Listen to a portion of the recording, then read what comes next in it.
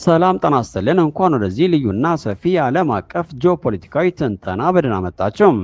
ዛሬ በዓለም አቀፍ ደረጃ እየታዩ ያለው እጅግ አሳሳቢና ፈጣን ለውጦችን በጥልቀት እንመረምራለን። ከሁለተኛው የዓለም ጦርነትና ከቀዝቃዛው ጦርነት ማክተም በኋላ ምዕራባውያን በዓለም መዋቅር ላይ የነበራቸው የበላይነት በአሁኑ ወቅት በአዲስ ባለብዙ ዋልታ ወይም መልቲፖላር የዓለም ስርዓት ፍላጎት እየተፈተነ ይገኛል። ከመካከለኛው ምስራቅ እምብርት እስከ አፍሪካ የሳህል ቀጠና የሚዘልቁ እርስ በርሳቸው የተሳሰሩ ወታደራዊ፣ ዲፕሎማሲያዊና የቴክኖሎጂ ፍጥጫዎች በዓለም መድረክ ላይ አዳዲስ ጥምረቶችን እየፈጠሩ ነው። በዚህ ልዩ ዘገባችን በኢራን የኒኩሌር መርሃ ግብር ዙሪያ የተፈጠሩ አዳዲስ ውጥረቶችን፣ በቱርክና በእስራኤል መካከል እየተካሄደ ያለውን ከባድ ወታደራዊና ዲፕሎማሲያዊ ፍጥጫ፣ የሳተላይት ቴክኖሎጂዎች ለጦርነት ስጋት መሆናቸውና በምዕራብ አፍሪካ የታየውን አስገራሚ የአቋም ለውጥ በዝርዝር እንመለከታለን። የመጀመሪያውን ሰፊ ዘገባችንን የምንጀምረው ባለፉት ጥቂት ቀናት መላውን ዓለም አቀፍ ሚዲያ ሲያነጋግር ከሰነበተው የኢራን መንግስታዊ ቴሌቪዥን ስርጭት ጋር በተያያዘ ነው። ጣቢያው በመደበኛ የዜና ስርጭቱ ላይ ላፍታ ያሳየውና የኒኩሌር ፍንዳታውን የሚያስመስለው ምስል በዓለም አቀፍ የስለላ ተቋማት ዘንድ ትልቅ መነጋገሪያ ሆኗል። ምንም እንኳ የቴህራን ባለስልጣናት ክስተቱን የቪዲዮ ኤዲቲንግ ስህተት ነው ቢሉም የጂኦፖለቲካ ተንታኞች ግን ይህ አጋጣሚ ሆን ተብሎ ለምዕራባውያን የተላከ ስልታዊ መልእክት ሊሆን እንደሚችል ግምታቸውን ያስቀምጣሉ። በተለይም እስራኤልና አሜሪካ በኢራን ላይ ወታደራዊ እርምጃ ለመውሰድ በተደጋጋሚ በሚያስጠነቁበት በዚህ ወቅት እንዲህ አይነቱ ምስል መታየቱም በአጋጣሚ የመጣ ስህተት ብቻ ላይሆን ይችላል ተብሎ ይታመናል። ከዚህ ምስል በስተጀርባ ያለውን የኢራን የኒኩሌር መርሃ ግብር እውነታ ስንመለከት ጉዳዩ እጅግ አሳሳቢ ደረጃ ላይ መድረሱን እንረዳለን። እንደ ዓለም አቀፍ የአቶሚክ ኤነርጂ ኤጀንሲ ገለጻ ኢራን በአሁኑ ወቅት ዩራኒየምን እስከ 60 በመቶ በሚደርስ ሁኔታ በልጽጋለች ብለዋል። ይህ ደረጃ ለሲቪል የኤሌክትሪክ አገልግሎት ከሚያስፈልገው እጅግ የላቀ ሲሆን ለጦር መሳሪያ የሚሆን 90 በመቶ ዩራኒየም ለማምረት እጅግ ጥቂት እርምጃዎች ብቻ ነው የሚቀሯት ብለዋል ኢራንን። ምንም እንኳ ኢራን የኒኩሌር መርሃ ግብሯ ለሰላማዊ ዓላማ ብቻ መሆኑን በተደጋጋሚ ብትገልጽም የተመጣጠነ የዩራኒየም ክምችት መጨመሩ ግን ምዕራባውያንን ስጋት ላይ ጥሏቸዋል።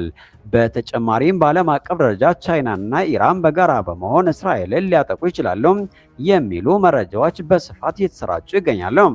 ይሁን እንጂ የቤጂንግ የረጅም ጊዜ የውጭ ጉዳይ ፖሊሲ ስንመረምር ይህ ግምት ከእውነት የራቀ መሆኑን እንረዳለን። ቻይና ከአሜሪካ ጋር ያላትን የንግድ ግንኙነት አደጋ ላይ የሚጥል ቀጥተኛ ወታደራዊ ግጭት ውስጥ የመግባት ፍላጎት የላትም። ይልቁንም ቻይና ቤልት ኤንድ ሮድ ኢኒሼቲቭ የተሰኘውን ግዙፍ የንግድ መስመር ለመጠበቅ ሲባል በመካከለኛው ምስራቅ መረጋጋት እንዲኖር ትፈልጋለች። የቻይናና የኢራን ትብብር ይበልጥ በነዳጅ ንግድ፣ በዲፕሎማሲ ድጋፍና በኢኮኖሚ ትብብር ላይ የተመሰረተ እንጂ ለጋራ ጦርነት የተዋቀረ ወታደራዊ ህብረት አይደለም ብለዋል። አሁን ደግሞ በቱርክና በእስራኤል መካከል ወደ ተፈጠረው ከቀን ወደ ቀን እየተባባሰ ወደ መጣው ከባድ ፍጥጫ እንሸጋገራለን። ቱርክና እስራኤል እንደ አውሮፓውያን አቆጣጠር በ1990ዎቹ ጠንካራ ወታደራዊና የደህንነት አጋሮች የነበሩ ቢሆንም በፕሬዝዳንት ረሲፕ ጣይብ ኤርዶጋን ዘመን ግን ግንኙነታቸው ሙሉ በሙሉ ተበላሽቷል። በቅርቡ በሁለቱ መሪዎች መካከል የተደረገው የቃላት ምልልስ ዲፕሎማሲያዊ ጨዋነትን የጣሰና እጅግ የከረረ ነበር። ኤርዶጋን የእስራኤሉን ጠቅላይ ሚኒስትር ኔታንያሁን በታሪክ ውስጥ ከታዩ አምባገነኖች ጋር ሲያነጻጽሩ፣ ኔታንያሁ በበኩላቸው ኤርዶጋንን በሀገር ውስጥ ጋዜጠኞችና ተቃዋሚዎችን የሚያስር አምባገነን ሲሉ ገልጸዋቸዋል።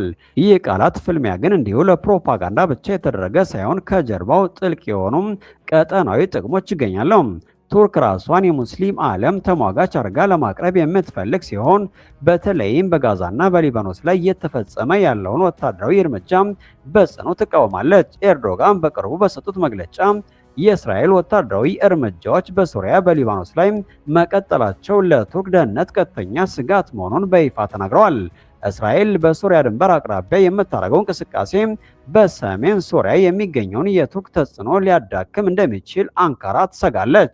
በተጨማሪም ቱርክ የሰሜን አትላንቲክ ቃል ኪዳን ድርጅት አባል ሀገር በመሆኗ ከእስራኤል ጋር ወደ ቀጥተኛ ግጭት የምትገባ ከሆነ የአጠቃላይ ምዕራባውያንን ወደማይፈለግ ቀውስ ውስጥ ሊከታቸው ይችላል። እስራኤል በሊባኖስ ላይ የምታደርገውን የአየርና የምድር ጥቃት የምትቀጥል ከሆነና የቱርክ ወታደራዊ ጥቅሞች የሚነኩ ከሆነ አንካራ በሶሪያና በሊባኖስ በኩል የራሷን እርምጃዎች ልትወስድ እንደምትችል እያስጠነቀቀች ትገኛለች። ይህ ሁኔታ በቀጠናው ያሉትን እንደ ሂዝቡላ ያሉ የታጠቁ ኃይሎችን ይበልጥ ሊያበረታታ የሚችል ሲሆን ውጥረትም ወደማይመለስ ቀውስ ውስጥ ሊከተው ይችላል። በመቀጠልም በዘመናዊ ዓለም እጅግ አዲስና አሳሳቢ ወደሆነው የጠፈር ቴክኖሎጂ ጦርነት ስጋት እንሸጋገራለን። የኢራን መንግስት የኤለን ማስክን ንብረት የሆነውን ስታርሊንክ የተሰኘውን የሳተላይት ኢንተርኔት መረብ እንደ ወታደራዊ ኢላማ እንደሚመለከተው በይፋ አስታውቋል። ይህ ውሳኔ በግል የቴክኖሎጂ ኩባንያዎችና በመንግስታት መካከል ያለውን ግንኙነት ወደ አዲስ የግጭት ምዕራፍ አሸጋግሮታል። የቴህራን ዋነኛ ቅሬታ ከሀገር ውስጥ ፖለቲካ መረጋጋት ጋር የተያያዘ ነው። በኢራን ውስጥ በተለያዩ ጊዜያት ህዝባዊ ተቃውሞዎች በሚነሱበት ወቅት መንግስት የውስጥ መረጃዎችን ለመቆጣጠርና ህዝባዊ ንቅናቄን ለማዳከም ሲል የሀገር ውስጥ ኢንተርኔትና ማህበራዊ ሚዲያዎችን ሙሉ በሙሉ ሊዘጋ ወይም ፍጥነታቸውን ሊቀንስ ይችላል። ሆኖም ግን የስታርሊንክ ትናንሽ የሳተላይት መቀበያ ተርሚናሎች በድብቅ ወደ ሀገር ውስጥ በመግባት ዜጎች ያለ መንግስት ቁጥጥርና ሳንሱር ፈጣን የሳተላይት ኢንተርኔት እንዲያገኙ አስችሏቸዋል። ይህንን ተከትሎ የኢራን ባለስልጣናት ስታርሊንክን የአሜሪካ የስለላ የጣልቃ ገብነት መሳሪያ ሲሉ ይከሳሉ። ይህ ስጋት ከኢራን አልፎ በዓለም አቀፍ ደረጃ ትልቅ ትኩረት አግኝቷል። ስታርሊንክ በዩክሬን ጦርነት ውስጥ ለዩክሬን ሰራዊት የኮሚኒኬሽን መረብ በመሆን ያበረከቱ አስተዋጽኦ ሳተላይቶች በጦርነት ውስጥ ምን ያክል ወሳኝ ሚና መጫወት እንደሚችሉ አሳይቷል። አሁን ደግሞ ኢራን እነዚህን ሳተላይቶች በመሬት ላይ ያሉ መቆጣጠሪያ አካላትን እንደ ወታደራዊ ኢላማ እንደምትቆጥር መግለጿ ወደፊት በሚፈጠሩ ግጭቶች ውስጥ የጠፈር መሰረተ ልማቶች፣ የሳይበር ጥቃት ወይም አካላዊ ጥቃት ሊፈጸምባቸው እንደሚችል ግልጽ ማሳያ ሆኗል። ይህም የግል ባለሀብቶች በቢሊየን የሚቆጠር ዶላር ኢንቨስት ያደረጉባቸውን የጠፈር ንብረቶች ለአደጋ የሚያጋልጥ ነው። የኒጀር ወታደራዊ ጀነራሎች በመግለጫ ላይ ከኒጀር እየወጡ ያሉ የአሜሪካና የፈረንሳይ ወታደራዊ ተሽከርካሪዎች የሩሲያ የደህንነት አማካሪ በኒያሚ ከተማ በመጨረሻም በዓለም አቀፍ የኃይል ሚዛን ላይ ትልቅ ለውጥ እያስከተለ ያለውና በምዕራብ አፍሪካ የሚገኘውን የሳህል ቀጠና እንመለከታለን። በኦስትሪያ ቪየና በተካሄደው ዓለም አቀፍ አቶሚክ ኤነርጂ ኤጀንሲ ስብሰባ ላይ ኒጀር በአሜሪካና በአውሮፓ የቀረበውን የኢራን የኒኩሌር እገዳ የውሳኔ ሀሳብ በይፋ ተቃውማለች። ይህ ድምፅ አሰጣጥ ኒጀር ከምዕራባውያን ጋር የነበራትን የረጅም ጊዜ ግንኙነት ሙሉ በሙሉ ማቋረጧና ከሩሲያና ቻይና ጎራ ጋር በይፋ መሰለፏን የሚያሳይ ግልጽ ማሳያ ነው።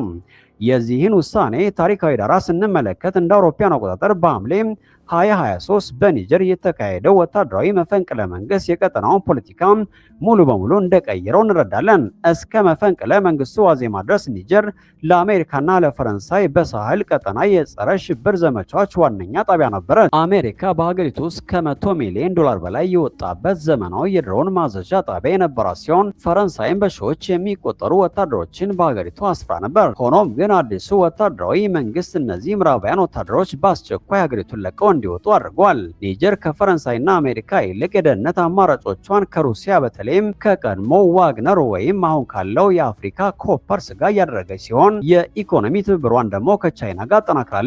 ኒጀር ለአውሮፓ የኒኩሌር ማብለያዎች እጅግ ወሳኝ የሆነች የዩራኒየም ማዕድን በከፍተኛ ደረጃ ላይ የምታመርት ሀገር በመሆኗ ይህ የአቋም ለውጥ ለአውሮፓ ሀገራት በተለይም ለፈረንሳይ የኤነርጂ ደህንነት ትልቅ ስጋት ነው። የኒጀር ዲፕሎማሲያዊ ውሳኔዎች አሁን ላይ ሙሉ በሙሉ ከሞስኮና ከቤጂንግ ፍላጎት ጋር እየተቀናጁ መሆናቸው ምዕራባውያን በአፍሪካ የነበራቸውን የበላይነት እያጡ መሆኑን ያሳያል። ክቡራን ተመልካቾቻችን እነዚህ ዛሬ የተመለከትናቸው አራት ዋና ዋና ጉዳዮች በዓለም አቀፍ ደረጃ እየታየ ያለውን የአዲስ ባለ ብዙ ዋልታ የዓለም ስርዓት አመላካቾች ናቸው።